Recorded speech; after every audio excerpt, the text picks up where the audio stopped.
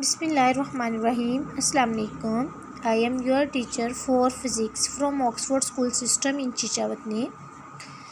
We have studied about equilibrium, then conditions of equilibrium, and yesterday we have studied about states of equilibrium.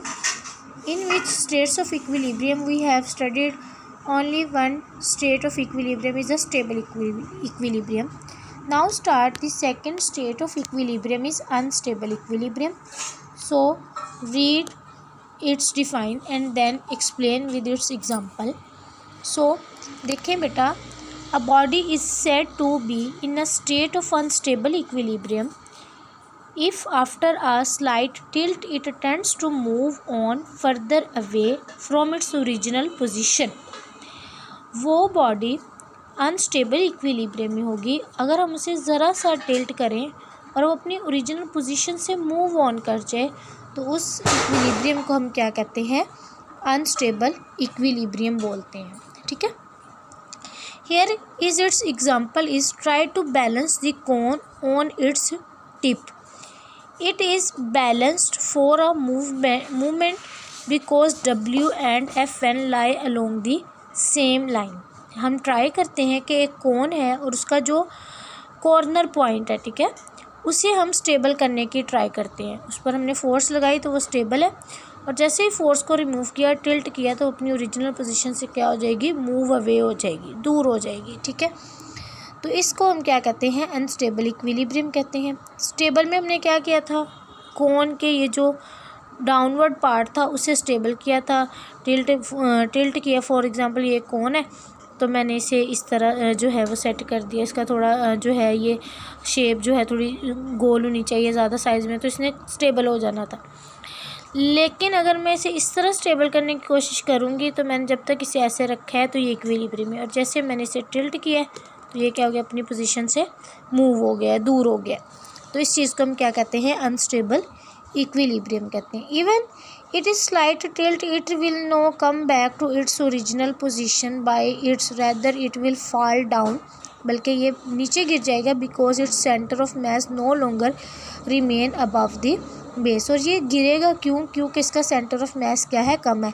इसके बारे में भी हम इंशाल्लाह जो है वो मंडे से स्टार्ट करेंगे, जिसमें हम पढ़ेंगे इम्प्रूवमेंट ऑफ स्टेबिलिटी. ये टॉपिक आपको नज़र आ रहा है, ये मंडे को क्लियर करेंगे. फिर हमें पता चलेगा कि सेंटर जो है वो इक्विलिब्रियम पर कितना ज़्यादा डिपेंड होता है, कि अगर इक्विलिब्रियम में हमें किसी चीज़ को लेकर आना है तो उसका जो सेंटर ऑफ मास है वो किस तरह का होना चाहिए. खैर वो मंडे को ही स्टार्ट करेंगे. तो बेटा ये आपकी एग्जांपल है और ये आपकी डिफ़ाइन है. नेक्स्ट जो है वो जस्ट रीड करेंगे, इसे याद करने की ज़रूरत नहीं है. It topples over because line of the action of a W no longer lies inside the base हो. ये इसलिए ऐसा होता है क्योंकि जो लाइन ऑफ एक्शन है वो डिपेंड नहीं होती बेस पर, और कोई भी बॉडी है वो बेस पर ही डिपेंड होती है. ठीक है. लेट्स सपोज ये हमारे पास एक डायग्राम है, दिस इज़ अ बेस. तो ये हमारे पास हाई होगा, स्टेबल होगा, तभी सारी की सारी बॉडी जो है वो स्टेबल होगी. जब यही हमारे पास स्टेबल नहीं है, सेंटर ऑफ मास जो है बेस ही स्टेबल नहीं है, तो पूरी बॉडी ने कैसे स्टेबल होना है? तो ये यही रीज़न बता रहा है. In this case, center of gravity is lowered on the tilting and continues to fall further. It cannot rise up again because the anti-clockwise torque produced by a W moves it. W is a weight, move it further downward. ठीक है. और ये भी बात याद रखिएगा कि जब कोई बॉडी एंटी क्लॉकवाइज रोटेट करे तो वो स्टेबल नहीं होती. उसके बाद है न्यूट्रल इक्विलिब्रियम. न्यूट्रल इक्विलिब्रियम में अगर डिफाइन देखें, a body is in neutral equilibrium it comes to rest in its new position after disturbance without any change in its centre of mass. Neutral equilibrium में ये बताया गया है कि एक बॉडी जो है वो इक्विलिब्रियम में आएगी, लेकिन वो न्यू पोजीशन में होगी, कोई जो है उसी ओरिजिनल पोजीशन में नहीं आएगी. स्टेबल में हमने क्या पढ़ा? अब देखें, हम तीनों स्टेट पढ़ लिए ना, हम इसे रिवाइज कर लेते हैं. स्टेबल में क्या है कि बॉडी को टिल्ट करें और टिल्ट के बाद वो दोबारा से अपनी पोजीशन में आ जाए, उसे स्टेबल इक्विलिब्रियम कहते हैं. अनस्टेबल इक्विलिब्रियम बेटा वो इक्विलिब्रियम होता है जिसमें बॉडी को टिल्ट किया जाए और वो दोबारा जो है वो स्टेबल ना हो, मतलब अपनी ओरिजिनल पोजीशन में ना आए, रेस्ट में जो है वो अगर मूव करे तो वो रेस्ट में हो, दोबारा से मूव ना हो, उसे कहते हैं अनस्टेबल इक्विलिब्रियम. और न्यूट्रल इक्विलिब्रियम वो इक्विलिब्रियम है जिसमें बॉडी की ना तो शेप चेंज होती है बल्कि वो स्टेबल ही होता है, रेस्ट में ही रहता है, लेकिन क्या किया जाता है, न्यू पोजीशन में आ जाता है, जिसमें न्यू पोजीशन हो, ठीक है, प्रीवियस पोजीशन में ना आए। अनस्टेबल में तो आना ही नहीं है ना, मतलब इक्विलिब्रियम में होना ही नहीं है, उसने एक दफ़ा चेंज हो गया तो हो गया। स्टेबल में क्या है, अपनी ओरिजिनल पोजीशन में आना।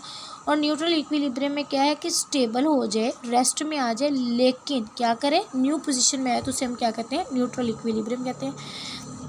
इसकी एक एग्जांपल ऐसे है कि हम बॉल को जब किक करते हैं तो वो बॉल तो बॉल ही होती है ना, लेकिन वो जैसे उस पर फोर्स ख़त्म होती है तो वो रुक जाती है। पहले भी बॉल क्या थी, रुकी हुई थी, मैंने उसे किक किया, मैंने उसे पाँव के साथ जो है हिट किया, तो वो क्या हो गई है, मूव करना स्टार्ट हो गई। जब उस पर मेरी फ़ोर्स जो है, जो उसकी फ़ोर्स मैंने अप्लाई की थी वो ख़त्म हुई है, तो वो क्या कर गई है, स्टॉप कर गई है। लेकिन बॉल क्या है, बॉल ही रही है। मे भी जब वो रेस्ट पर थी तो उसका ये जो डायग्राम में है, ये पार्ट जो है ये डाउनवर्ड था, ये वाला, ठीक है, और ये अपवर्ड है। लेकिन आफ्टर मोशन, जब वो मोशन में आएगी तो ये वाला पार्ट जो है ये अपवर्ड हो सकता है, ये वाला पार्ट जो है वो डाउनवर्ड हो सकता है। ये उसकी साइड जो फ्रंट है वो बैक में जा सकती है, और बैक जो फ्रंट में, हमें तो नहीं ना पता चलेगा। तो इस चीज़ को हम क्या कहते हैं, न्यूट्रल इक्विलिब्रियम कहते हैं। इधर एक सिलेंडर की भी एग्जांपल दी हुई है, तो 2 एग्जांपल होंगे, इसमें से कोई भी एक आप कर लें तो न्यूट्रल इक्विलिब्रियम आपका अटैम्प्ट हो जाएगा।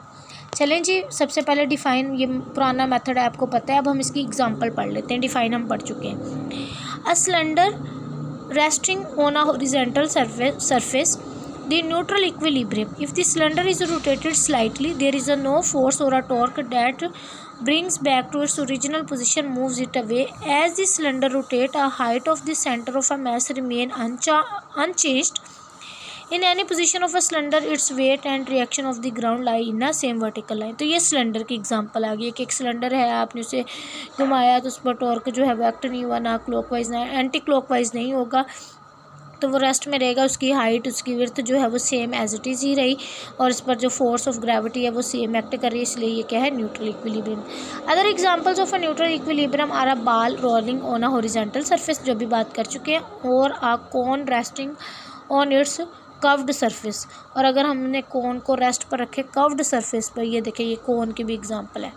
तो आप ऐसा करिएगा, सिलेंडर की अगर एग्जांपल आपको कंफ्यूज कर रही है, कंफ्यूज होना तो नहीं चाहिए, लेकिन अगर आप इसकी जी साइज़ को देख के जी यहाँ पे ज़्यादा लाइंस हैं, तो अगर आप ना करें तो ये 2 लाइंस ऐड कर लें तो आपका लॉन्ग क्वेश्चन बहुत अच्छा अटैम्प्ट हो जाएगा। बेटा जी ये देखें, सबसे पहले स्टेबल इक्विलिब्रियम की डिफ़ाइन राइट करें, उसके बाद स्टेट्स ऑफ इक्विलिब्रियम होगा, डिफ़ाइन लिखें, एग्जांपल दें। फिर बेटा अनस्टेबल इक्विलिब्रियम लिखें, डिफ़ाइन लिखें, एग्जांपल दें। न्यूट्रल इक्विलिब्रियम की हेडिंग दे, डिफ़ाइन लिखें और एग्जांपल लिखें, तो आपका लॉन्ग क्वेश्चन बहुत अच्छे से अटैम्प्ट हो जाएगा। मंडे को इंशाल्लाह जो है हम इम्प्रूवमेंट ऑफ स्टेबिलिटी करेंगे। आप अपना बहुत ज़्यादा ख्याल रखिए और साथ में बेटा स्टडी को कंटिन्यू ही रखिएगा। ओके जी, अल्लाह हाफिज़।